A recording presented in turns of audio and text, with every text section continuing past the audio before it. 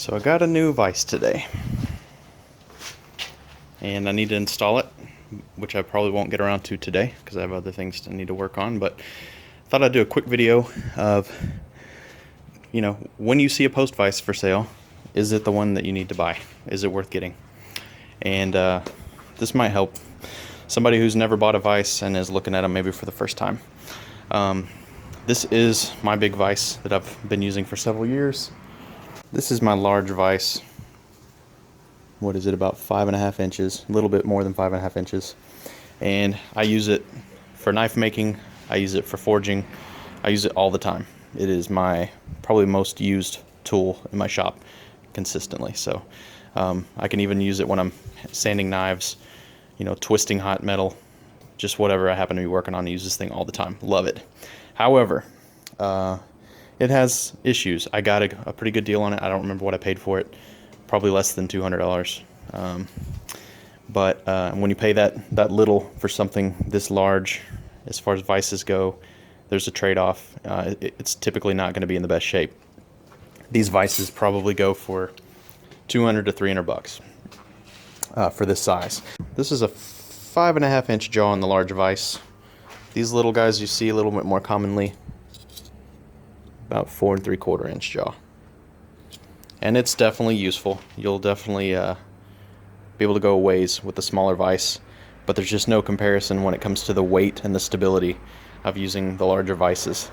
You're more likely to find a small vise in a lot better shape than you will one of these large vices.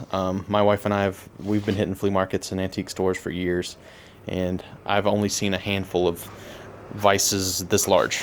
So when you see one, really consider it if you do come across one. Especially if you find one under $200, then it's a steal at that price. But this one, like I said, I paid probably less than $200 for. It's been repaired poorly. It's missing some chunks out of the faces. It's been abused and probably, held things for cutting torches for years. It's been beat on and everything else, but it's stood up to it. It does have some slop in it that may be repairable. I don't know. I haven't been in the business of really restoring these things. I just use them. Probably be a good idea to actually look into that. But anyway, it's got some slop to the screw, and when it closes, it's not always true. And that may be adjustable. I don't even know. But it's in such rough shape. It gets the job done, but it's not a nice tool to use for the most part. But anyway, here comes the new vise. It doesn't look a whole lot different, but it is in much better shape. You can actually see, if I can get some light on it, you can still see the machining on the faces. And I'm assuming that's factory, but I don't know for sure, because you just never know what people are capable of repairing. But it looks pretty original. And this side, although it's not perfectly square, it's a lot flatter than what I've had to work with. And I may actually be able to file that and get it dead flat. It would be easier to show you if I had this thing bolted down, but when it closes, the screw is tight, it closes flat, it's not sloppy. Even the handle, it's just not all worn out. And it closes relatively square. I could see light through it, but it's pretty minimal. I'm not going to be clamping sheets of paper. I'll be clamping, thin blades at the smallest. Whereas this guy, it's just not as nice. Anyway, I got this thing for $150, which is about $100 less than I would have expected to pay for something like that. Maybe even a little bit more would be, still reasonable. So I didn't plan on buying a vise. Mine worked just fine, but the opportunity presented itself. I may just use this one and sell the old one, or maybe have a reason to keep them both. These old, smaller vices, most of them were from friends. I have a couple of these. One was my grandpa's, one was from a good friend of mine, and so I'll hold on to them.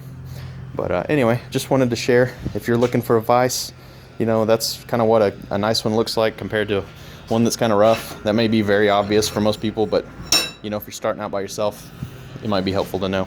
So just check for slop, look at the faces, see if they've been repaired. and you know, just use them, see what they feel like. This one I picked it up completely solid, nothing loose or rattling at all. There was grease on the screw or oil or whatever they used. It's been lubricated in there, and it's nice, and I plan to get some serious use out of it. I'm excited to find another one. I think I've only seen about 2 or 3 of these in the past few years, and I have bought 2 of the 3 I think I've seen, and the one I didn't get probably because of the price. So anyway, hope that's helpful. Working on a pretty big series for full tang knife build with the leather sheath build too. It'll be coming out in pieces probably over the next week, so look forward to that, and hope you guys had a great Thanksgiving. See ya.